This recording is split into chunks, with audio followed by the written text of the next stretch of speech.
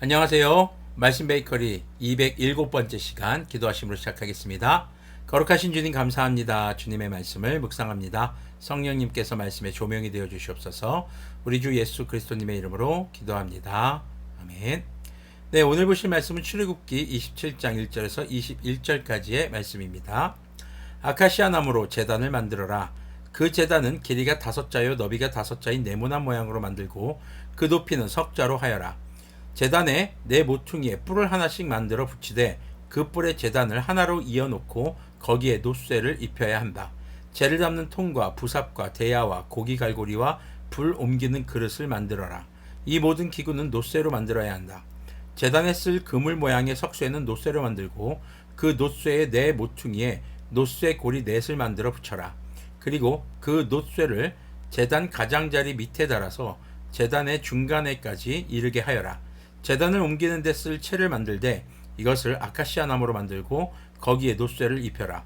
이 채들을 제단 양 옆에 고리에 끼워서 그것을 운반할 수 있게 하여라. 제단은 널빤지로 속이 비게 만들되 내가 이 산에서 너에게 보여준 그대로 만들어야 한다. 자, 여기서 말하는 제단은 번제단입니다. 짐승을 죽인 후에 각을 떠서 모든 피를 빼내고 가죽을 벗기고 내장과 오물을 제거한 이후에 불에 태워서 드리는 그 번제를 드리는 번제단입니다. 이것이 이제 성막에서의 가장 핵심 제단이 됩니다. 이곳에서 짐승에게 자신의 죄를 넘기고 그리고 그곳에서 제사법에 따라 짐승을 죽인 후에 주님께 태워드리는 제사를 드렸었죠. 자, 여기서 우리가 또 하나 어제 말씀과 이어서 연관시켜서 집중해서 보아야 할 것이 아카시아 나무로 만든다는 겁니다. 아카시아 나무는요 정말 불에 호로록 타는 나무예요. 그런데 이 아카시아 나무를 놋으로 입혔기 때문에 놋도 사실 높은 온도에 견디지 못하거든요. 특히나 이 번제는요 진짜 번제 드릴 때 쉬지 않고 계속 불이 붙어요. 불이 타요. 그러면요 일반 금속으로는 당시 기술력의 금속으로는 사실 이걸 버티기가 쉽지 않습니다. 그런데 아카시아 나무를 놋으로 입히면 굉장히 높은 고열에도 절대 녹거나 타지 않는 그런 견고한 그런 모습이 되었다라는 것이죠. 자, 우리가 죄의 대가인 죽음에서 살아남을 수 있게 된 것도 바로 우리 주 예수님의 보혈의 은혜를 입었기 때문입니다.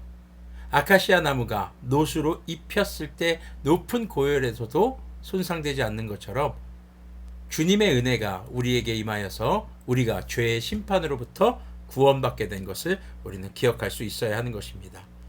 그리고 죄에 대한 결과가 죽음이라는 것. 그래서 이 번제단에서는 수많은 짐승들이 사람들의 죄를 대신해서 죽어갔었고 더 이상 희생제사가 없이도 우리가 죄사함을 받을 수 있는 이유는 우리 주 예수님께서 십자가에 못 박혀 돌아가셨기 때문입니다. 바로 우리를 대신해서요. 자, 9절부터 계속 보면은요. 성막들을 두르는 울타리를 만들어라. 가는 실로 짠 모시 휘장으로 울타리를 두르도록 하여라. 남쪽 휘장은 길이가 100자가 되게 하여라. 100자면 50m입니다. 자, 휘장을 칠 기둥 20과 밑받침 20을 놋쇠로 만들고 그 기둥의 갈고리와 고리를 은으로 만들어라. 북쪽에도 이와 마찬가지로 그 길이가 100자가 되는 휘장을 치고 기둥 20과 밑받침 20을 놋쇠로 만들고 그 기둥의 갈고리와 고리를 은으로 만들어라. 해 지는 쪽인 서쪽 울타리에 칠 휘장의 길이는 50자로 하고 기둥 10개와 밑받침 10개를 만들어라. 해 뜨는 쪽인 동쪽 울타리에 그 길이를 50자로 하여라. 동쪽의 정문 한쪽에 밑받침 셋을 놓고 그 위에 기둥 셋을 세운 다음에 15자 되는 휘장을 쳐라. 다른 한쪽에도 밑받침 셋을 놓고서 그 위에 기둥 셋을 세운 다음에 15자 되는 휘장을 쳐라. 동쪽 울타리의 정문을 칠 막은 청색실과 자주색실과 홍색실과 가늘게 꼰 모시실로 수를 짠 것으로 그 길이가 20자가 되는 막을 만들어서 치되 밑받침 넷을 놓고 그 위에 기둥 넷을 세운 다음에 그것을 쳐라. 자, 동쪽은요 지금 문이 있어요. 문이 있는데 문의 길이가 지금 어떻게 15자 되는 길이인 겁니다. 20자가 되는 길입니다. 양 옆에는 벽이 천으로 친 벽이 15자인데 가운데 문이 20자예요. 굉장히 넓은 10m의 문이 자리하게 되는 겁니다.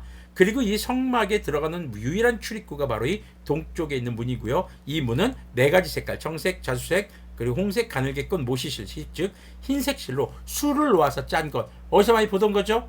성소 안의 휘장막과 첫 번째 덮개에 해당하는 비슷한 형태로 만들었던 것으로 알 수가 있습니다.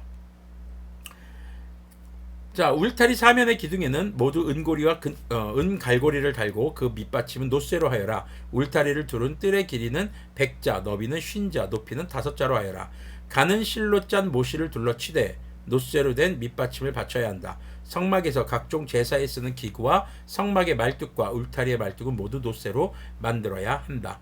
자, 이 성막 울타리는요, 일단 높이가 2m 정도 됩니다. 그래서 일반적으로는 밖에서 안을 들여다볼 수 없는 그런 곳이었고, 그래서 외부와 내부, 성막 안과 성막 밖을 구분짓는 울타리의 역할을 했습니다. 그래서 새하얀 새글의 천을 둘러서 만드는 거였고, 그 중간중간 기둥으로 버티게 했던 것이죠. 자, 근데 여기서 우리가 좀 집중해 봐야 될 것이 동쪽에 있는 하나의 문입니다. 자, 이곳을 통해서 죄사함을 간절히 바라는 예배자들이 바로 성막 안으로 들어온다라는 것이죠. 그리고 성막 안뜰, 이 울타리 쳐져 있는 곳 안에서 짐승을 가지고 와서 이제 제사를 드리는 본인이 적극적으로 제사에 참여하는 이 예식이 여기서 행해집니다. 짐승에게 자신의 죄를 넘기는 안수를 하고, 그 짐승을 죽일 때 제사장이 잡는 것을 구경만 하는 것이 아니라 함께 한다는 것이죠. 함께 한다는 것이 중요한 겁니다.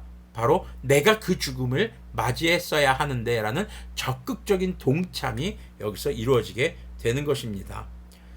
자, 그리고 이제 20절부터는요, 이 등불 관리에 대한 내용이 등장합니다. 너는 이스라엘 자손에게 명하여 올리브를 찧어서 짜낸 깨끗한 기름을 가져다가 등불을 켜게 하되 그 등불을 늘 켜두어라.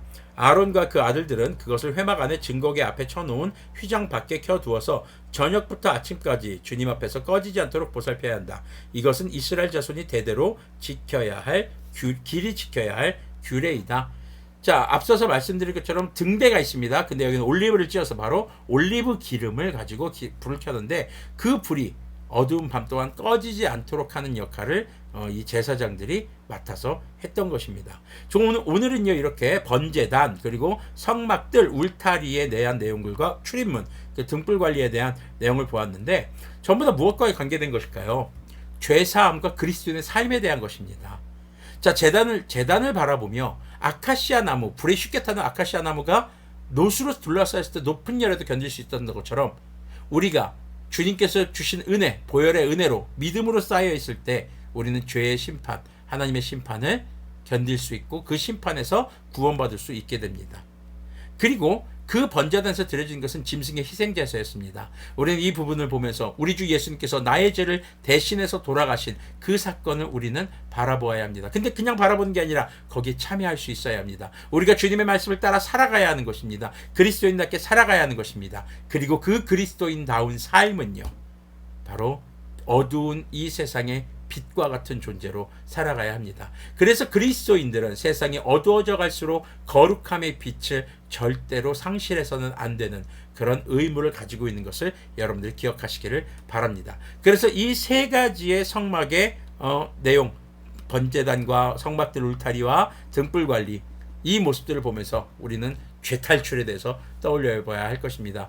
많은 청년들 사이에 한때 유행했던 방탈출이라는 게 있었죠. 지금도 뭐 방탈출 카페가 있는데, 그 방을 탈출할 수 있는 키워드라든가 방법은 하나밖에 없죠. 죄에서 탈출할 수 있는 유일한 방법은 우리 주 예수님의 이름으로 회개하는 것입니다. 근데 그 회개하는 것이 단순한 것이 아니라 구약에는 바로 이런 번제단에서 짐승을 태워드리는 제사를 통해서 살아가는, 죄사함 받은 것이고, 죄사함 받은 사람들은 그리스도인다운 거룩함의 빛을 결코 상실해서는 안 된다는 것을 우리는 출애굽기 말씀을 통해서 다시 한번 기억해야 할 것입니다. 기도하겠습니다.